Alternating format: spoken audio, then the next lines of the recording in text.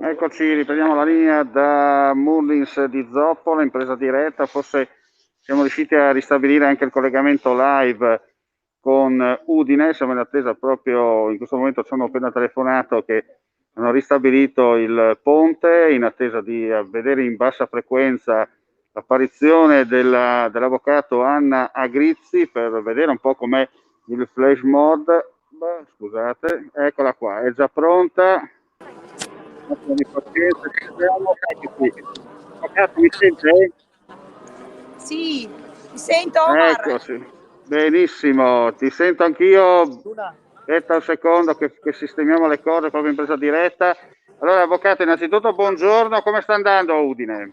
Buongiorno, stiamo manifestando per l'assunzione di maggiore personale presso le aziende sanitarie, essendo questo una problematica sia per i pazienti che sono poco tutelati, sia per gli stessi operatori sanitari che si stanno ammalando all'interno delle strutture sanitarie e che anche inevitabilmente contagiano gli stessi pazienti che sono degenti presso la struttura sanitaria, l'ospedale di Udine, l'ospedale di Gorizia, stiamo parlando dell'ospedale di Trieste, ma anche di Pordenone e delle case di riposo, che è un tema ancora più delicato proprio perché i pazienti sono ancora più fragili.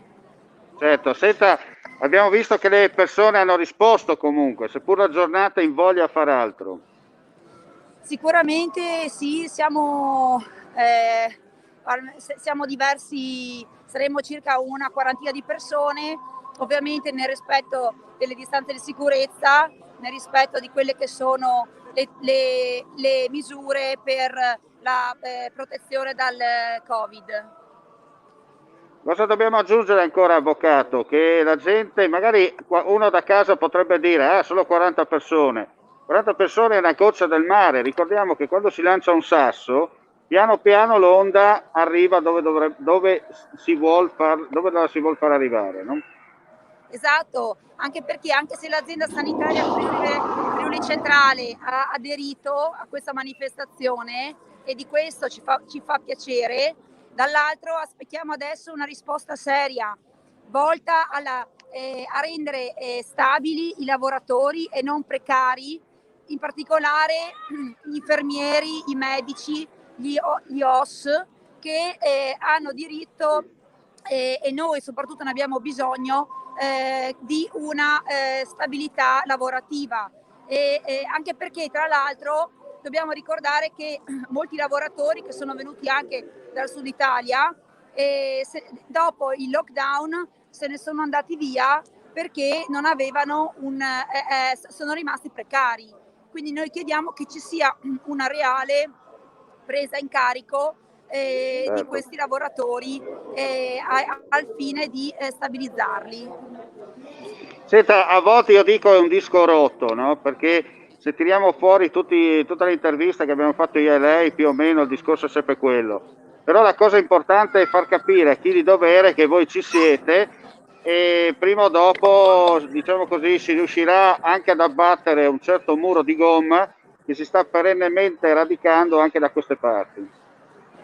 Sì, sicuramente noi ci diamo da fare, abbiamo organizzato infatti questa manifestazione assieme anche al sindacato che appunto si deve occupare nello specifico delle problematiche contrattuali perché chiaramente ognuno insomma ha il suo ambito, il suo settore, ma noi cerchiamo sempre di andare avanti per la nostra strada e di far valere quelli che sono i diritti dei pazienti per una sanità migliore, perché adesso stiamo vedendo che la sanità non sta reggendo alla richiesta di aiuto, alla richiesta delle persone ammalate ed è veramente un urlo di, possiamo dire, di disperazione questo, perché noi siamo in 40 oggi, ma in realtà le situazioni di malattia sono veramente gravi, c'è gente che sta morendo a casa perché nessuno, i medici di base, perché le guardie mediche sono oberate di lavoro.